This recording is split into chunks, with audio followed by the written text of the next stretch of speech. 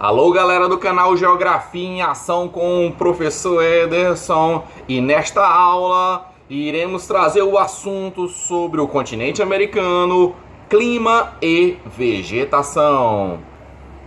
Para nós entendermos sobre essa questão do clima e a vegetação do continente americano, nós temos que compreender que alguns fatores climáticos geram essa diversidade, tanto do clima quanto da vegetação. Entre eles, nós podemos citar o relevo, a longitude, a altitude, as correntes marítimas. São alguns desses fatores que causam esses múltiplos climas existentes dentro do continente americano.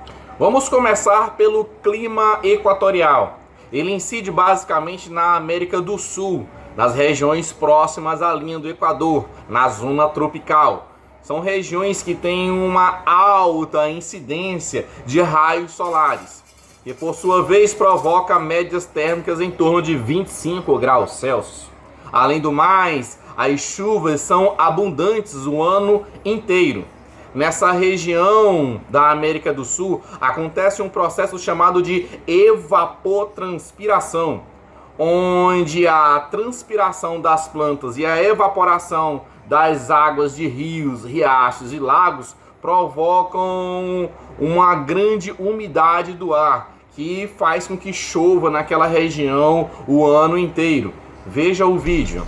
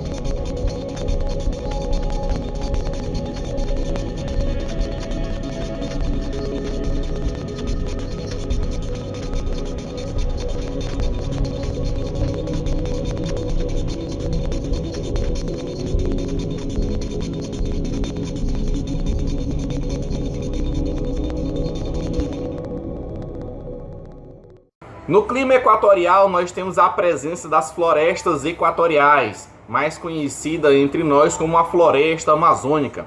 Ela é uma floresta densa, fechada, composta por árvores de pequeno, médio e grande porte. E as folhas são latifoliadas, né? Ou seja, as folhas são largas. E a floresta equatorial, ela se divide em três grupos, né? As matas de igapó, a mata de várzea e a mata de terra firme. As matas de igapó são aquelas que estão localizadas em áreas do relevo mais baixas, então elas permanecem alagadas o ano inteiro. Como por exemplo, nós aí temos vegetações aquáticas, entre elas a Vitória Regi, nós podemos citar como exemplo. As matas de várzea, elas são alagadas em parte do período do ano, parte não. Estão localizadas em áreas de planícies. E as matas de terra firme são aquelas que estão localizadas nas partes mais altas do relevo, né? São vegetações que apresentam árvores de grande porte, às vezes chegando até mais de 50 metros de altura. Um detalhe que nós podemos citar sobre as florestas equatoriais é que o solo dessa região ele é um solo pobre, ele é um solo arenoso. E a floresta, ela sobrevive do seu próprio humus, do seu próprio ciclo de vida. Então, a partir do momento que se retira essa cobertura vegetal, o solo fica exposto à erosão e começa a haver um processo chamado de desertificação, onde os solos ficam muito arenosos. Além do mais, nessa floresta amazônica, por ela ser bem densa, bem fechada, há pouca penetração das luzes solares no solo dessa floresta. E aí há uma concorrência muito grande das plantas por luz solar, por isso das árvores serem de grande porte e as folhas serem muito largas. O clima tropical. Este clima ele incide basicamente também sobre a América do Sul, onde possui uma média térmica acima de 22 graus Celsius, uma estação chuvosa e uma estação de seca, e esse clima gera uma vegetação que é chamada de cerrado. Em outras partes do mundo é chamada de savana brasileira. E quais são as características desse cerrado? É uma vegetação arbustiva, com árvores de pequeno porte, com galhos retorcidos, troncos com casca grossa, raízes profundas, adaptado a essa estação de seca. Na América Central e na costa do litoral brasileiro, nós temos áreas de florestas tropicais que sofrem influências das massas quentes e úmidas. O relevo nessas regiões, como serras, faz com que os ventos úmidos barrem nesse relevo, que façam com que aconteçam as chuvas orográficas. Veja o esquema do lado como essas chuvas orográficas. O clima temperado e subtropical. Estes climas eles se encontram basicamente nas áreas das zonas temperadas, onde apresentam as 4 estações do ano bem definidas. São climas que têm como vegetação as florestas temperadas, que são vegetações caducifólias, certo? E no norte dos Estados Unidos nós temos as pradarias. Na parte da América do Sul nós temos as chamadas Mata das Araucárias, que tem essa característica de vegetação de clima subtropical também, com folhas aciculifoliadas, ou seja, folhas em formas de agulhas. O clima frio ou polar.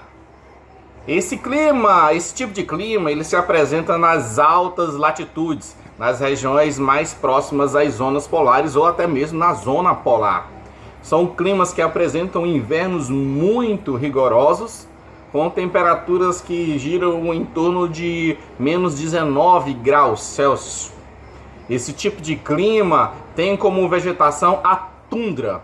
É uma vegetação adaptada a esse inverno rigoroso e é composta por musgos e líquens, onde os animais dessa região normalmente se alimentam desse tipo de vegetação.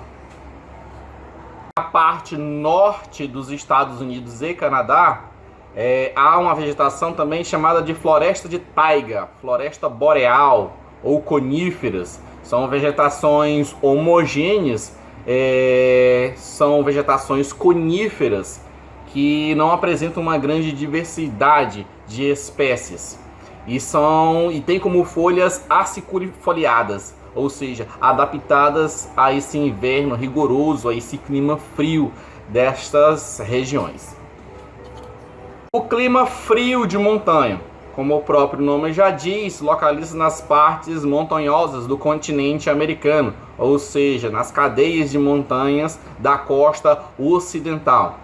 Esse tipo de clima gera uma característica bem comum, bem específica, que a cada 100 metros diminui-se 0,6 graus Celsius. Nas partes mais baixas dessas cadeias de montanha, nós temos as florestas mais desenvolvidas. E nas partes mais altas, nós já temos uma vegetação mais rasteira e arbustiva. O clima desértico. Ao norte dos Estados Unidos, na parte ocidental, as cadeias de montanhas elas servem como barreiras das massas de ar úmidas, provocando aí os baixos índices pluviométricos nessa região. Já na parte da América do Sul, no Brasil, a Serra da Borborema ela tem a mesma função. Ela barra as massas de ar úmida e provocam as chuvas orográficas na parte litorânea. Quando essas massas de ar passam dessas barreiras de relevo, elas passam sem umidade, gerando aí, por exemplo,